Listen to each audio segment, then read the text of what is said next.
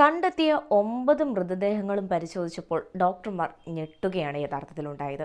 കാരണം എല്ലുകളെല്ലാം നുറുങ്ങിയ അവസ്ഥയിലാണ്. പക്ഷേ ശരീരത്തിന് പുറമേ ആകട്ടെ ഒരു മുറിവ് പോലും അല്ലെങ്കിൽ ഒരു പോറൽ പോലും ഏറ്റിട്ടില്ല.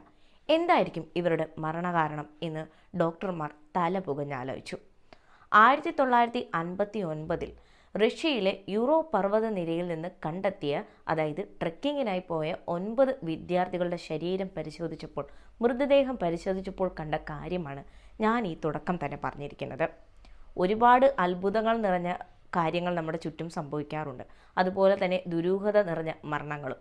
ഇപ്പോഴും അതിന് പിന്നിലുള്ള കാരണങ്ങൾ കണ്ടെത്താനാവാതെ ഇരുന്നിട്ടുണ്ട്. അതിൽ ഒരു നിഗൂഢത നിറഞ്ഞ മരണങ്ങളെ പറ്റിയിട്ടാണ് ഇന്ന് ഈ വീഡിയോയിലൂടെ ഞാൻ സംസാരിക്കാൻ പോകുന്നത്. 1959 ഫെബ്രുവരി 1 റഷ്യയിലെ യൂറോ പർവ്വത നിരയിലേക്ക് 9 വിദ്യാർത്ഥികൾ ട്രെക്കിങ്ങിനായി പുറപ്പെട്ടു. ഫെബ്രുവരി 1 തങ്ങളുടെ ലക്ഷ്യസ്ഥാനത്തുള്ള പർവ്വതത്തിന് അടുത്തായിട്ടുള്ള വേറൊരു പർവ്വത നിരയുടെ ചരിവിലായി ഇവർ ടെന്റ് സ്ഥാപിച്ചു. 7 യുവാക്കളും 2 യുവതികളുമായിരുന്നു ഈ സംഘത്തിലുണ്ടായിരുന്നത്.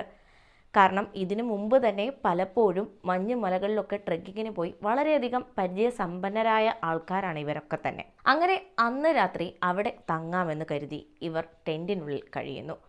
പക്ഷേ പിന്നീട് ഇവരെ ആരും തന്നെ കണ്ടിട്ടില്ല. ഫെബ്രുവരി 26 ഈ കാണാതായ വിദ്യാർത്ഥികളെ അന്വേഷിച്ച് രക്ഷാപ്രവർത്തകർ മലമുകളിലേക്ക് തിരിച്ചു. എന്നാൽ അവിടെ ഇവരെ കാത്തിരുന്നതോ ഞെട്ടിക്കുന്ന കുറേ കാഴ്ചകളായിരുന്നു. ടെൻ്റ് ആകട്ടെ കീറി പറഞ്ഞ നിലയിലാണ് കിടക്കുന്നത്. അതായത് അകത്തു കിടന്നവർ പ്രധാന വാതിലുകൾ ഉപയോഗിക്കാതെ തന്നെ പുറത്തേക്ക് കടക്കുന്നതിനായി ഈ ടെൻ്റ് കീറി മുറിച്ചിരിക്കുന്നു. അതിനുശേഷം ടെൻറ്റിൽ നിന്ന് ഏകദേശം 1.5 കിലോമീറ്റർ അകലെയായിട്ടാണ് ഈ 9 പേരുടെയും മൃതദേഹം കണ്ടെത്താൻ സാധിച്ചത്. മൃതദേഹമാകട്ടെ ഒരു തരത്തിലുള്ള വസ്ത്രങ്ങളും ധരിച്ചിട്ടില്ല. എന്തിന്? അത്രയും കൊടും തണുപ്പിൽ. അതായത് അന്ന് രാത്രി -30°C ആയിരുന്നു അവിടുത്തെ ടെമ്പറേച്ചറിൻ്റെ അളവെന്ന് പറയുന്നുണ്ട്. അപ്പോൾ അത്രയും കൊടും തണുപ്പിൽ എന്തുകൊണ്ടാണ് ഇവർ ഒരു വസ്ത്രം പോലും അല്ലെങ്കിൽ സോക്സ് പോലും ധരിക്കാതെ പുറത്തേക്ക് ഇറങ്ങി ഓടിയിട്ടുണ്ടാവുക? അതിനുവേണ്ടി തക്ക എന്തായിരിക്കും ഇവരെ ഞെട്ടിച്ചിട്ടുണ്ടാവുക അല്ലെങ്കിൽ പേടിപ്പെടുത്തിയിട്ടുണ്ടാവുക എന്നുള്ള കാര്യത്തിൽ ഇപ്പോഴും എല്ലാവർക്കും സംശയം തന്നെയാണ്. അങ്ങനെ ഈ 9 മൃതദേഹങ്ങളും പരിശോധിക്കാനായി എത്തിച്ചു. അങ്ങനെ ഡോക്ടർമാർ പരിശോധിച്ചപ്പോഴാണ് ഞാൻ ആദ്യം പറഞ്ഞ പോലെയുള്ള കാര്യങ്ങൾ കണ്ടെത്തുന്നത്. അതായത് 9 പേരുടെയും വാരിയലുകളും നട്ടെല്ലുകളും തകർന്നിരുന്നു.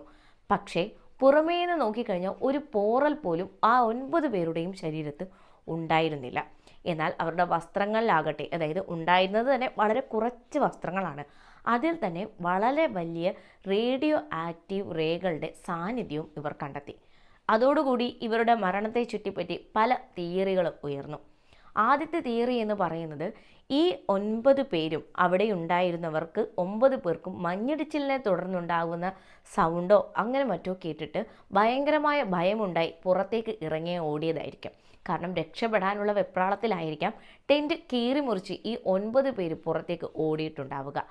രണ്ടാമത്തെ തിയറി എന്ന് പറയുന്നത് സോവിയറ്റ് യൂണിയൻ ഈ ആളില്ലാത്ത പ്രദേശത്ത് ഏതെങ്കിലും തരത്തിലുള്ള ആണവായുധങ്ങളുടെ എന്തെങ്കിലും പരീക്ഷണങ്ങൾ നടത്തിയിട്ടുണ്ടാകും.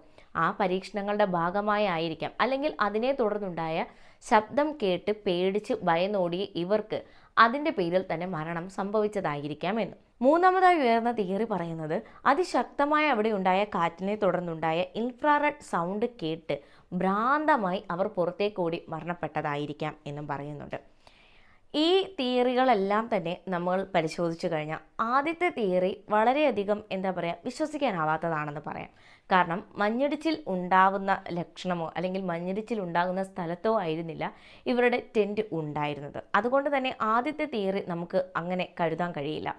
പക്ഷേ രണ്ടാമത്തെ തിയറി, മൂന്നാമത്തെ തിയറി നമ്മൾ പരിഗണിക്കേണ്ടതുണ്ട്. കാരണം അവരുടെ ശരീരത്ത് ആകെ ഉണ്ടായിരുന്ന വസ്ത്രങ്ങളിൽ നിന്ന് ലഭിച്ച റേഡിയോ ആക്റ്റീവ് കിരണങ്ങളുടെ ആ ഒരു സാന്നിധ്യം, അതാണ് സോവിയറ്റ് യൂണിയൻ്റെ ഈ പറയുന്ന പോലെ രഹസ്യ ആയുധ പരീക്ഷണത്തിൽ മരണപ്പെട്ടതായിരിക്കുമോ ഈ 9 പേരും എന്നുള്ള ആ ഒരു ചിന്ത തന്നെ ജനിപ്പിക്കുന്നത്. മൂന്നാമതായുള്ള ഈ പറയുന്ന വളരെയധികം വലിയൊരു കാറ്റടിച്ചുണ്ടായ ഇൻഫ്രാറെഡ് സൗണ്ടാണോ ഇവർക്ക് ഈ ഒരു മരണത്തിലേക്ക് നയിച്ചത് എന്നുള്ള തിയറിയും നമുക്ക് പരിശോധിക്കേണ്ടിയിരിക്കുന്നു. എന്തായാലും ഇക്കാലം അത്രയും ഈ 9 പേരുടെയും മരണത്തിന് പിന്നിലുള്ള യഥാർത്ഥ കാരണം കണ്ടെത്താൻ ആർക്കും തന്നെ സാധിച്ചിട്ടില്ല.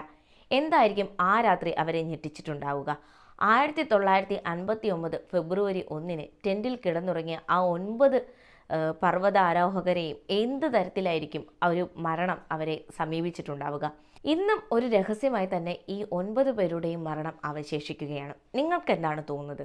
ഈ പറയുന്ന പോലെ സോവിയറ്റ് യൂണിയന്റെ ആണവായുധ പരീക്ഷണമാണോ അതോ ഇൻഫ്രാറെഡ് സൗണ്ടിന്റെ തീവ്രതയാണോ ഇവരെ മരണത്തിലേക്ക് കൊണ്ടെത്തിച്ചത്?